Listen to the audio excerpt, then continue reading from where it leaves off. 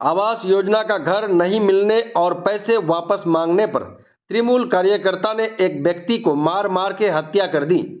पैसे देने के बावजूद आवास योजना का घर नहीं मिल सका। पैसे वापस मांगने पर तृणमूल कार्यकर्ता ने एक वृद्धा की बेरहमी से पीट पीट कर हत्या कर दी। रविवार की सुबह घटना की जानकारी रघुनाथगंज की मीठीपुर में फैल गई। मृतक का नाम कालू शेख, उम्र 57 साल है।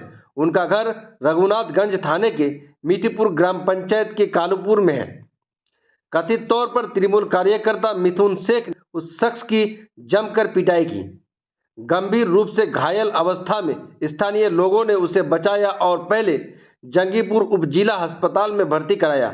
उन्हें तुरंत कोलकाता मेडिकल रिफर कर दिया गया। वहां इलाज के दौरान रविवार सुबह उसकी मौत हो गई। कालू शेख के परिवार वालों का आरोप है कि तृणमूल कार्यकर्ता ने उन्हें आवास योजना के तहत घर दिलाने का वादा किया था। इसके लिए उन्होंने उस तृणमूल कार्यकर्ता को 2000 रुपये भी दिए थे। जब आवास योजना की सूची प्रकाशित हुई तो देखा गया कि उनका नाम उसमें नहीं है।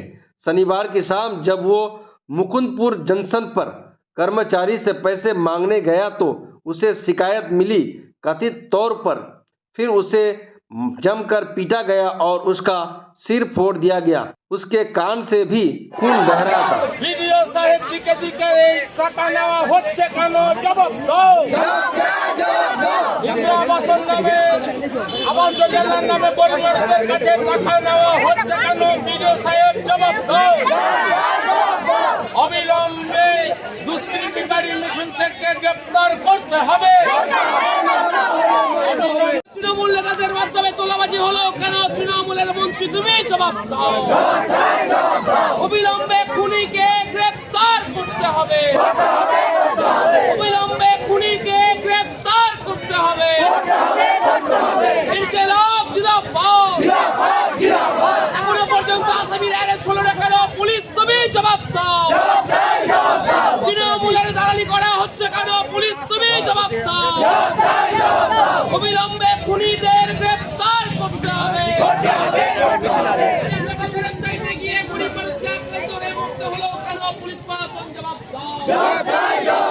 তৃণমূলের তোলাবাজ নেতাদের দালালি মানছি না, মানবো না। দিকে দিকে তৃণমূলের দালাল নেতারা হুঁশিয়ার। ইনকিলাব জিন্দাবাদ। অবিলম্বে খুনিদের গ্রেফতার করতে হবে। ইনকিলাব জিন্দাবাদ। চাইতেছিল 6000 টাকা নিয়েছে আমার কে নিয়েছে?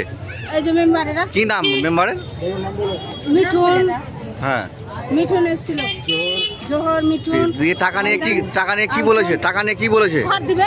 দেখি ঘর দেয়নি। আমাকে বলেছে আগে তোমার ঘর আসবে। হ্যাঁ, আর এদিকে আগে কি আমার ঘর এসে কাটিয়ে দিয়েছে। হ্যাঁ। আপনার নাম? আমার উঠুয়ারা বিবি। আপনার বাড়ি? নিতিন্দপুর। তিনি করেননি, বরং আরো বাহবা দিয়েছেন। প্রশাসনের কাছে আমরা ডেপুটেশন দিয়েছিলাম যে তোলাবাজির বিরুদ্ধে আপনারা ব্যবস্থা নিন, তারা ব্যবস্থা নেয়নি। আজকে যার ফল হলো একজন নিরীহ ব্যক্তি মারা গেলেন, তার বাড়ির তালিকা এখন নাম নেই। সে যখন সে টাকা ফেরত চাইতে গেল স্থানীয় তৃণমূল নেতার কাছে, তখন তিনি তাকে মারধর করলেন এবং মাটিতে লুটিয়ে পড়লো। হসপিটালে ভর্তি ছিল। আজকে তিনি মৃত্যুবরণ করেছে, মারা গেছে। এক প্রকার তাকে খুন করা হলো। এই যে খুনের বিচার, সেটা এই গ্রামের মানুষ এখন চাইছে, তার পরিবারের মানুষ এখন চাইছে যে পরিবারের কোল খালি করে যে একটা নিরীহ ব্যক্তি চলে গেলেন, তার পরিবারের প্রধান যে আয় করার তিনি জায়গা ছিলেন, কোনোক্রমে সংসারটা চলছিল, তাকে মেরে ফেলা হলো। তৃণমূল নেতার যে এই যে উদ্যত্ত, স্থানীয় তৃণমূলের মন্ত্রী আছেন, এখনও পর্যন্ত তার পাত্তা নেই, দেখা নেই। গ্রামের মানুষ ক্ষুব্ধ আছেন। প্রশাসন এখন পর্যন্ত গ্রেপ্তার করতে পারেনি যে মূল আসামি। আমরা অবিলম্বে চাইছি মূল আসামিকে গ্রেপ্তার করা হোক এবং এই তোলাবাজি তৃণমূলের বন্ধ হোক। তোলাবাজি যা হয়ে আছে সে টাকা মানুষকে অবিলম্বে ফেরত দেওয়া হোক। তার ব্যবস্থা অবিলম্বে তৃণমূল করতে হবে, তাহলে মানুষ বৃহত্তর আন্দোলনে নামবে। আমরা সঙ্গে থাকবো। আপনার নাম? আমি মিজানুর রহমান, মিঠিপুর সিপিএম এরিয়া কমিটির সম্পাদক। আজকে তো আমাদের কর্মসূচি নয়, তবে দুঃখের বিষয় যে একজন সাধারণ পরিবারকে প্রাণ দিতে হলো কেন? এই আবাস যোজনার তালিকা প্রকাশ হওয়াতে আগের লিস্টে নাম ছিল এবং ইনকোয়ারি হলো, তারপরে তার নাম নেই। আগের লিস্টের নামের ভিত্তিতে এই পরিবারের থেকে তৃণমূল নেতারা টাকা নিয়েছিল এবং নাম কেটে যাওয়ার পর যখন টাকা চাইতে যাওয়া হলো, তখন এই সাধারণ পরিবারের গার্জেনকে মেরে দেওয়া হলো। আজকে দেখুন, অসহায় একটা পরিবার, অত্যন্ত গরিব পরিবার, এই যেভাবে মেরে দেওয়া হলো, তাহলে আজকে এর দায়ভার কে নেবে? আমরা চাই যে এবং যারা এই কাজ করেছে, এই মার্ডার করেছে, খুন করেছে, তার দৃষ্টান্তমূলক শাস্তি হোক এবং তাকে গ্রেপ্তার করা হোক। যতক্ষণ গ্রেপ্তার না করবে আমরা এই পরিবারের পাশে আছি। আমরা অন্যায়ের বিরুদ্ধে আমাদের বিক্ষোভ চালিয়ে যাচ্ছি এবং আন্দোলন আমাদের চলবে। কি নাম আপনার?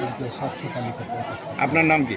আমার নাম আমি রেশমি বিবি, রঘুনাথগঞ্জ মহিলা কংগ্রেস কমিটির সভানেত্রী এবং প্রদেশ কংগ্রেসের সদস্য। মানুষ যিনি এই বাড়ির টাকা পাওয়ার আশা করে তৃণমূলের নেতাদের তোলাবাজির টাকা দিয়েছিলেন 2-3 বছর আগে। আজকে যখন দেখেছেন যে তার বাড়ির তালিকায় নাম নেই, যখন সে তৃণমূল নেতার কাছে টাকা ফেরত চাইতে যায়, তখন তাকে পাল্টা মারধর করে, তাকে জানিয়ে বের হওয়ার চেষ্টা, এবং এখন তিনি মারা গেছেন। আমরা হসপিটালে ভর্তি করেছিলেন এখানকার স্থানীয় মানুষ, কলকাতা ট্রান্সফার যখন তিনি মারা গেছেন। তার তৃণমূলের এই যে রাজনীতি, গরিব মানুষের কাছ থেকে টাকা তোলাবাজি করা, আর তোলাবাজির টাকা চাইলে পাল্টা তাকে মৃত্যুর মুখে ঠেলে দেওয়া, এই যে রাজনীতি, এই রাজনীতি আমরা ধিক্কার জানাচ্ছি। অবিলম্বে যারা এই ঘটনা ঘটিয়েছে তাদের গ্রেপ্তার করতে হবে। পুলিশ এখনো পর্যন্ত ব্যবস্থা নিচ্ছে না। আমরা পুলিশকে শুধুমাত্র আসামিদের শেল্টার দেওয়ার জন্য দেখছি, তার ব্যবস্থা নিতে দেখছি না। অবিলম্বে পুলিশ ব্যবস্থা নেয়, না হলে এই আন্দোলন চলবে যেটা চলছে। এবং আগামী দিনে তোলাবাজি যেন না হয় এটা সুনিশ্চিত করতে হবে প্রশাসনকে। ততক্ষণ পর্যন্ত আমাদের এই আন্দোলন চলবে। আপনি বলছেন ব্লক সভাপতি ব্যবস্থা নিয়েছেন। আমরা এই স্থানীয় লোকের সঙ্গে কথা বললেই বুঝতে পারবেন তৃণমূলের ভোট কারা করেছেন, মিছিল মিটিয়ে কারা থাকেন। একাধিক ছবি আপনারা ফেসবুকে দেখান, তাকে নেতৃত্ব দিতে আমরা দেখেছি যারা এই ঘটনার সঙ্গে যারা যুক্ত। এখানকার যে কারা লুটপাট করেছেন, গত পঞ্চায়েত নির্বাচনে কারা তৃণমূল নেতৃত্ব, এখনো পর্যন্ত যারা নেতৃত্ব দিচ্ছেন। এবং তৃণমূল মিউজিকের চেয়ার দল, এদের বিভিন্ন পদ পরিবর্তন হয়। পদ পরিবর্তন না হওয়া মানেই এর আগে যিনি ছিলেন তার নেতৃত্বে যখন তোলাবাজি হয়েছে, এখন যিনি নেতৃত্বে এসেছেন তিনি যদি অস্বীকার করেন এটা ভুল হবে। তৃণমূল নামের যারা তোলাবাজ তারাই গোটা এলাকায় তোলাবাজি করছেন। সাধারণ মানুষকে জিজ্ঞাসা করলে আপনারা বুঝতে পারবেন যে তৃণমূলের পতাকা হাতে নিয়ে কীভাবে তোলাবাজি এলাকায় হয়েছে। পঞ্চায়েত নির্বাচনের আগে, গত পঞ্চায়েত নির্বাচনে কীভাবে গরিব মানুষের কাছ থেকে বাড়িতে নাম করে টাকা তোলা হয়েছে। আজকে গরিব মানুষ টাকা এই ফেরত চাইতে গিয়ে আক্রান্ত হতে হচ্ছে। আপনার নাম? আমি Mizanur Rahman, CPIM BJP area কমিটির সম্পাদক।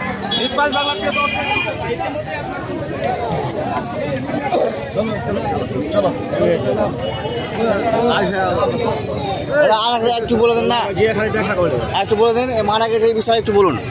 বলেন দাদা, বলেন। মিচিপুর পঞ্চায়েতের মুকুন্দপুর গ্রামের কালু শেখ বলে